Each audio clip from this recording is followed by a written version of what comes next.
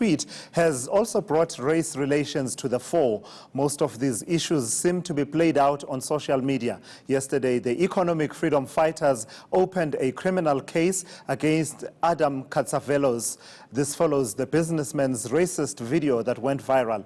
Yavi Madurai is a social media analyst, a guru really in these matters. She joins me now in studio to talk a bit more about this. Yavi, yesterday we were talking about Adam Katsavelos, and we will get to that discussion in a moment. But let's talk about Donald Trump, because this is the latest really. We know him to be a man who does, quote unquote, Twitter diplomacy.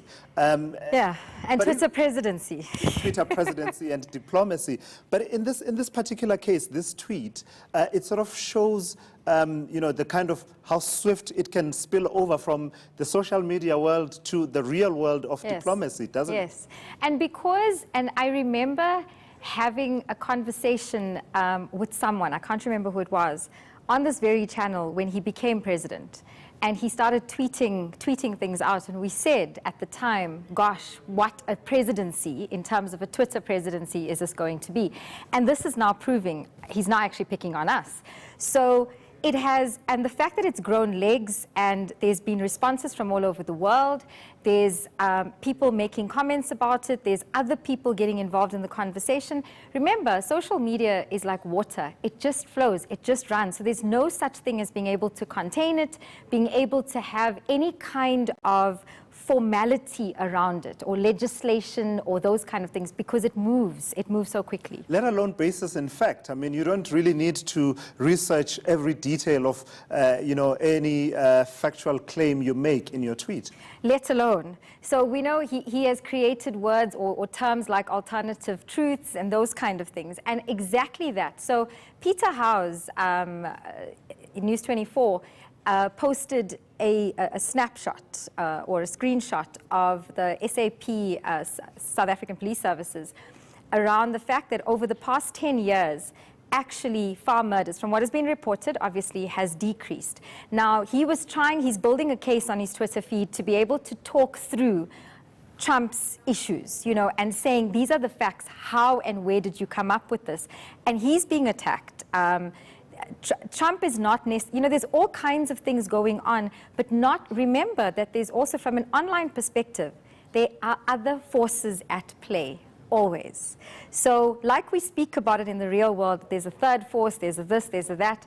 Remember that the online world also has that particular side to it, and they can access it when and if they need to. The problem, though, Yavi, with a person like Donald Trump, I would suggest, is that unlike other Twitter users that we can almost, you know, hunt down and sort of hold to account, you can't really hold him to account.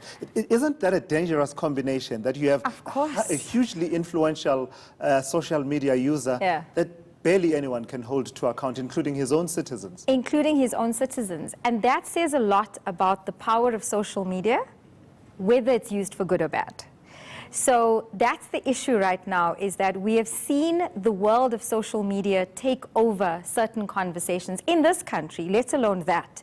So the fact that he has this ability to be able to create Twitter diplomacy and be able to create a storm in an absolute teacup, not talking about the land expropriation issue from today, but he can literally tweet something out, and within hours, within minutes, it has created an entire storm that somebody now needs to go and deal with. So the fact of the matter is that EFF briefing today, you know, stay out of South Africa's issues, all of those kind of things is now going to start to show itself.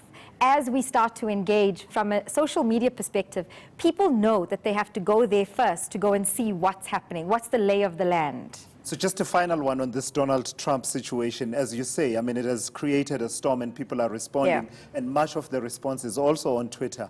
Did you think, knowing how, you know, these influential people work with social media, there's a question there. I mean, do you think Donald Trump bothers to read some of these responses. I saw some South Africans are really venting, and even the language that is being used in some instances quite colorful. Sure. But I mean, these are things that have managers. Well, part of the problem, I think, the debate has been that he actually does tweet for himself. He does tweet for himself. But do you think he cares about these reactions? Does he read them? Is it your sense that, you know, it gets to that level of he's engaging? He's engaging, but the level of engagement in terms of responding to what people are saying to him is much lower than what he believes he needs to put out.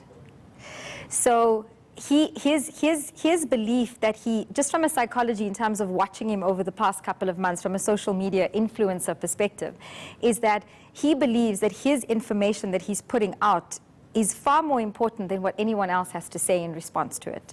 We kind of know that, so I'm not saying I'm preaching to the choir. However, you would think that in a world that is the US, for example, that is, you know, the most powerful nation in the world, they would have some way of being able to create a filter, a way of being able to ensure that they keep certain things at bay. We all know diplomacy. We all understand how to be diplomatic, or we think we do. And then you have these kind of tweets go out. And remember, this is not the first, and it's not going to be the last. So it's just the way that they are having to deal with their presidency right now. And being the most powerful man on earth, he is doing what he wants to do. So let's shift our focus then to the issue of Adam Katsavelos, I think that's the name is. Yes. And the fallout from that. Just talk to me about the technicalities thereof. Let's start there. We were having a conversation a bit earlier on, you and I, about, you know, the sense of how this gained traction and came to the fore, because, you know, we pretty much know that racists exist in our society, and these kinds of things are said in private conversations, but for it, you know, to be on social media introduces a new dimension. What is your understanding of how this got to get the traction that it got? So obviously he said something exceptionally controversial, controversial being an understatement, and when somebody got a hold of it, so that somebody is unknown at this point in time. So somebody got a hold of it and obviously shared it with someone, and it started to appear in our feeds from fairly influential people. So the spokesperson of the EFF, certain celebrities, certain newsmakers, certain news people, so media, journalists, started to get a hold of it and started to share it quite early. So they were the early sharers, if I can call it that. Then it started to gain traction. And I have to say that from a Black Twitter perspective, it was lit, to use a word. And I'm always careful to not use words like that, but there's no other word to describe it. Because within literally, I mean, I happen to be awake very, very in the early hours of the morning, and within minutes, and when I mean minutes, 45 minutes to an hour, they had his address, his details, his contact details, who he was, you know, registered shareholders of. People took this and ran with it. They were like, we are not going to tolerate this. Within an hour, I can tell you, and this is at like 2 o'clock in the morning, so it's not even like normal time, if I can put it that way. There were 7,000 tweets with regard to this particular video. That was CSI. Yes, and remember, it's 2 o'clock in the morning. Yeah, final one then. So 8 o'clock became a whole other story. Final one then, Yavi. How much damage then, because I saw that some brands were being mentioned, and sort of, even if it's by remote association with this man, they were also being mentioned. How dangerous, how risky is that terrain for brands that, you know, want to have a presence on social media and on Twitter, but actually occasionally it's not necessarily the kind of mentions that you want to have? The thing about social media is that because it's open, it's public, and everything is on there, you take the good with the bad. So that's the first thing every brand should understand. The second aspect of it is that because Twitter moves like water, it flows immediately, it moves in real time. When something like this happens, because some things will happen, you need to respond immediately. So the likes of Nedbank 702, St. John's, where his children go to school, they responded very, very quickly. So hats off to them, because they came back, they took control of the situation. They said, we have nothing to do with this. So even though there was a little bit of, people going wild about, he's a Nedbank this, his wife is Nike, Nike all of was that. also being mentioned. So they came back very, very quickly. Nike not so much, but those three that I mentioned now came back very quickly and dealt with the situation. And that is the most important thing.